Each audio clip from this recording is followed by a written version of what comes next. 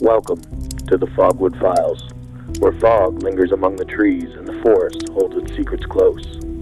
The Canadian Maritimes are a land of silence and shadow, where pasts dissolve into mist and voices echo without a source. Here, beneath the canopy of pines, people have witnessed things they cannot explain. Their words remain as fragments of a larger mystery, stories carried through the woods like whispers in the dark. Tonight, we open one of those accounts and step deeper into the ledger of the strange.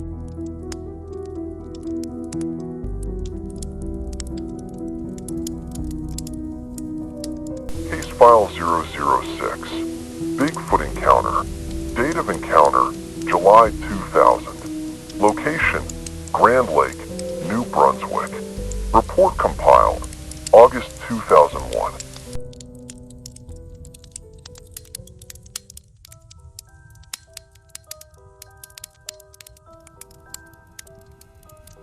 I suppose I should start where it all really began. Not at the moment of the encounter itself, but on the road leading back to Grand Lake. The long road.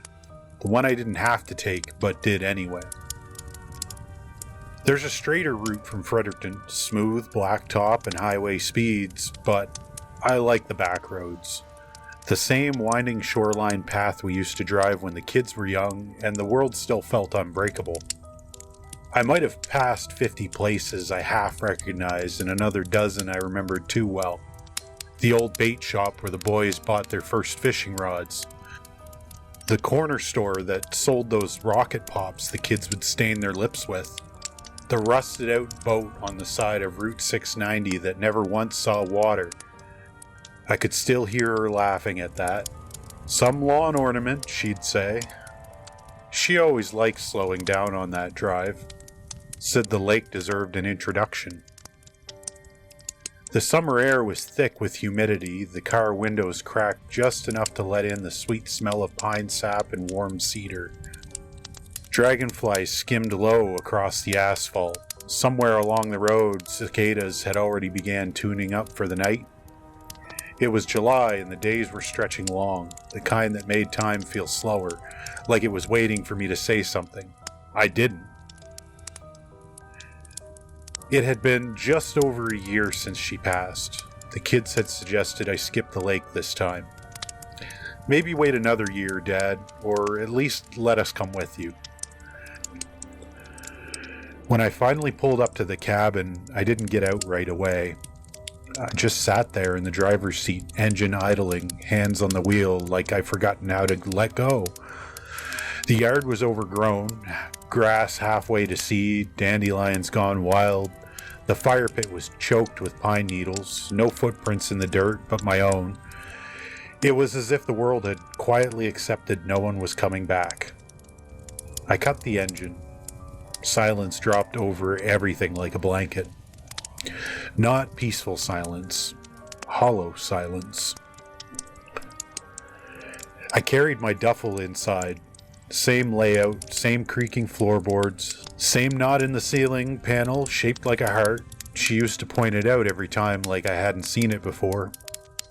I set my bag on the same bench by the wall where it had sat every summer for 30 years. Ritual, repetition, muscle memory. The air inside had that stale wood smell cabins get when left shut too long. Dust motes hung like suspended rain in the shafts of sunlight.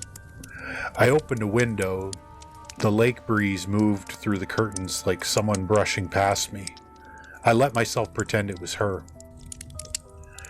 I had just sat down on the sofa when my phone rang. It was my daughter. Caller ID Amy. I answered before the second ring. "You there?" she asked. "Just got in," I said. A beat of silence. I could hear traffic in the background on her end. She must have been driving. "Place okay?" "Same as always." "You sure you don't want someone up there with you?" "I'll be fine." Another pause. She didn't believe me. "Dad," she said softly, "don't sit in the dark all night. Open the blinds, let the light in." Wasn't planning to sit in the dark. she exhaled the way she does when she wants to argue but chooses not to. Call me later, please. I will. I didn't. After the call, I stood there in the cabin, listening to nothing. The quiet had weight to it. Felt like I was trespassing in my own life. Every board, every nail, every knot in the wood, everything here remembered happy versions of me. Versions that weren't coming back. And yet, I stayed. Not because I wanted to, but because I needed to.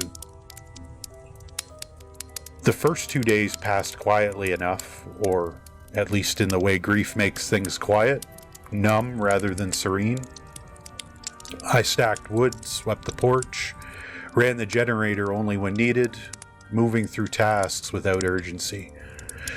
There's a rhythm to being alone after loss. You don't fill the silence, you simply let it press against you until it stops feeling like pressure. It wasn't until the second night that I noticed the feeling. Not a sound, a presence, like the woods had grown an audience.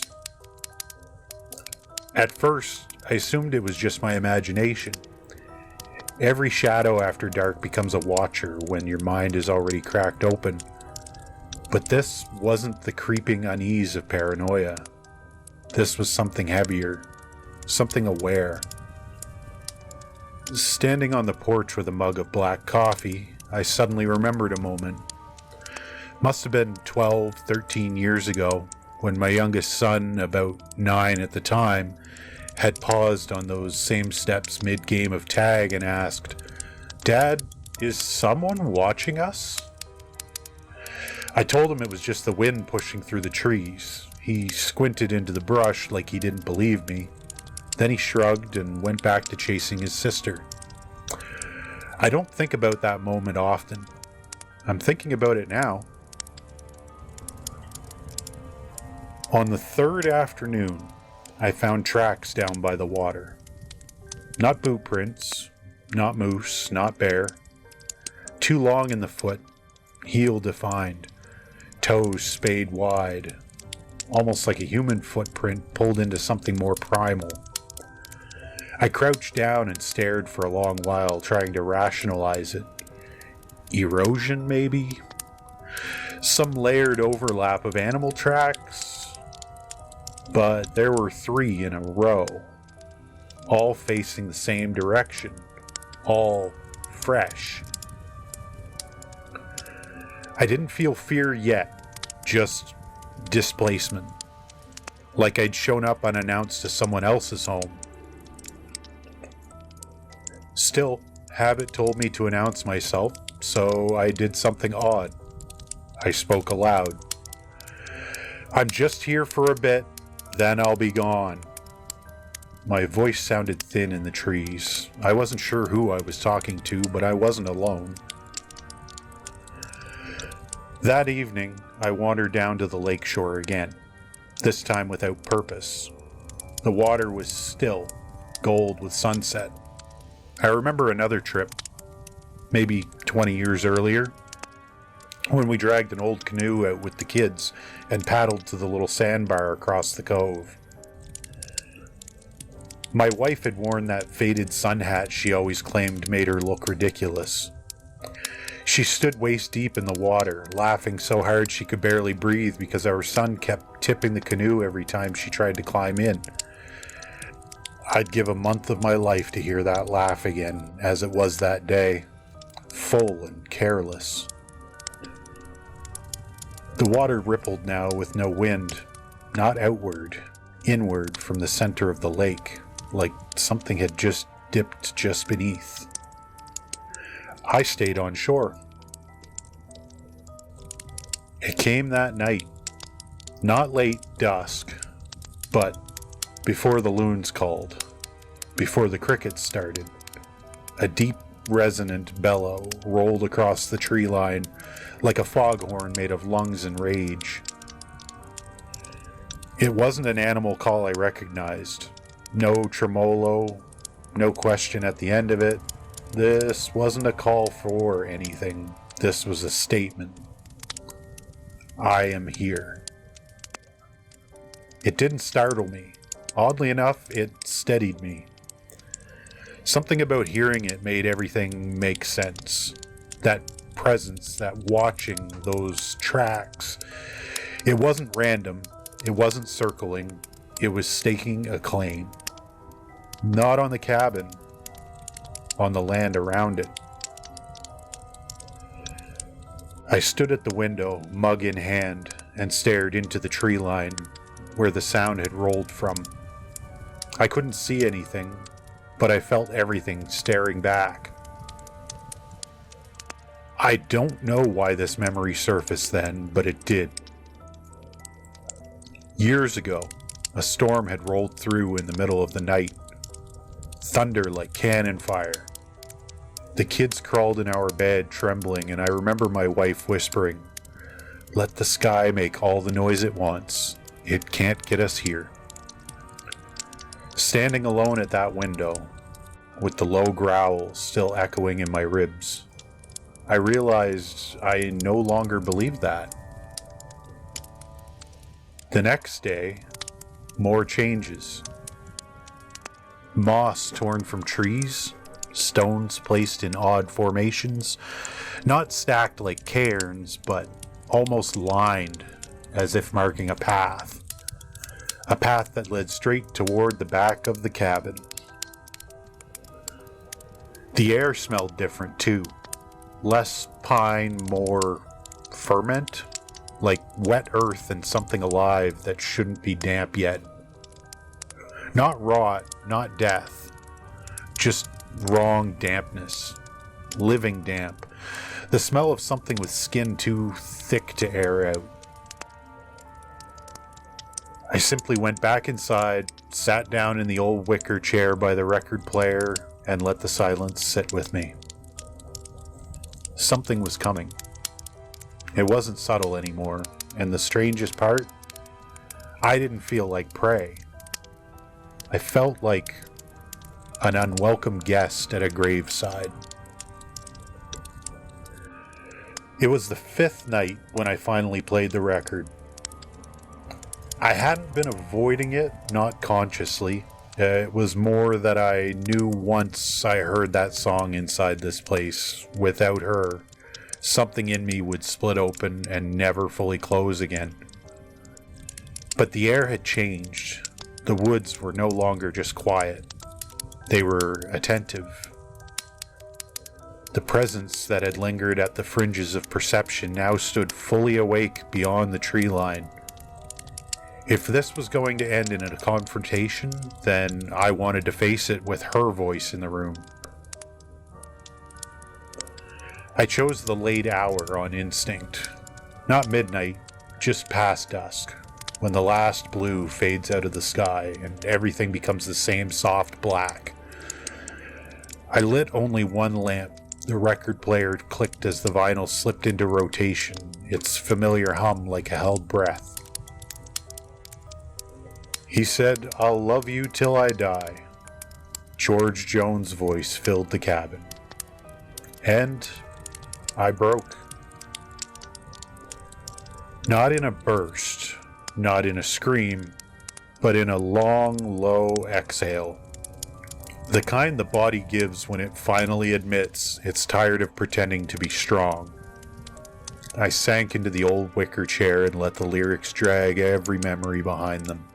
Every smile, every fight, every road trip, every hospital visit, every whispered promise made under stitched together courage.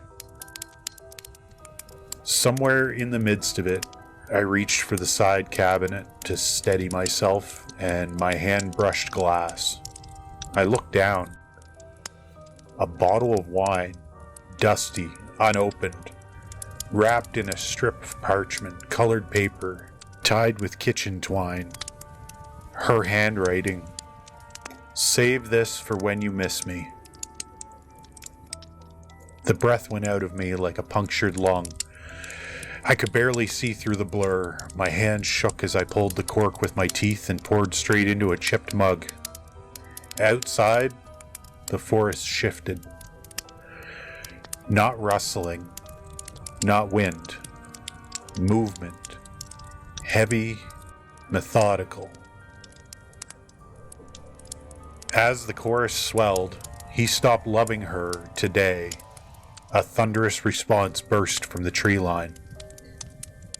Not the same vocalization as before. This one was closer, louder. So powerful the walls vibrated and the record needle skipped across the vinyl with a violent scratch. For a moment, everything froze at once. The record, my breath, the world. Then, slowly, I stood. I didn't turn off the lamp. I didn't grab a weapon. I walked to the door, wine mug in hand, and I opened it. He stood just beyond the porch, barely 10 feet from the bottom stair. Not apparition, not shadow, not myth. Fully revealed in the wash of warm lamplight. 7.5 feet tall at least. Shoulders as broad as my truck hood. Fur not jet black, but mottled. Deep brown streaked with gray, like old bark soaked in the rain. Chest bare of fur in places where skin like weathered leather stretched tight over muscle. Arms too long for any human symmetry, hanging almost to the knees. Legs like felled pillars. But it was the face that undid me. Not ape, not beast, closer to human than I was prepared for. Brow heavy, but eyes wet, reflective, painful. Not anger. Recognition. Not of me, but of what I carried in my posture. The wine bottle, the song still faintly playing behind me in cracked stutters. The solitude wrapped around me like a funeral shroud. This was no predator confronting prey. This was a widower studying another. Neither of us moved for what felt like minutes. He didn't posture, didn't bellow, didn't bare teeth or beat his chest. Instead, he slowly, deliberately lifted one massive arm and pressed his open palm against the trunk of the nearest pine. A claim, but not a threat. More like, this is mine. I understood then. The cabin wasn't contested. The forest was. The lake. The sandbar. The very paths I had spent years treading with my family. We hadn't just visited. We had belonged. And in our absence, something else had laid its grief across the same ground. Without thinking, I raised my mug slightly. A toast. Not to him. To loss. To survival within it. His eyes followed the motion. He huffed once, loud but not aggressive, like a tired sigh forced through lungs too large for gentleness. Then, with a slow turn that shook the underbrush, he stepped backward into shadow. He did not run. He withdrew. Deliberate, respectful, like a mourner leaving another man to his vigil. I did not sleep that night. I sat on the porch until dawn, finishing the wine, letting the angular light of sunrise slice through a world that had been permanently altered. I did not feel healed. I did not feel safe. But I felt seen. And somehow, that was enough. I have waited exactly 1 year to write this. Not because I feared being called a liar, but because I needed to be sure that what I felt that night wasn't madness. I have returned once since then, briefly, not to stay, just to stand at the tree line. There were footprints again, larger, clear, and beside one, pressed deep into the soil, a single stone, placed upright like a marker. I don't know if it was for me, or for her, or for his own loss, but I nodded once, and I left it untouched. End of report.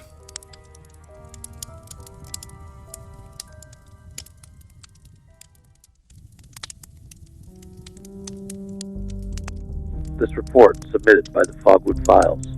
Another account pulled from the fog and preserved in the records. If you'd like the next story to find its way to you, be sure to like and subscribe so you'll be here when the next fire is lit. Until then, stay close to the firelight, because in the woods, you're never truly alone, and something is always waiting just beyond the glow.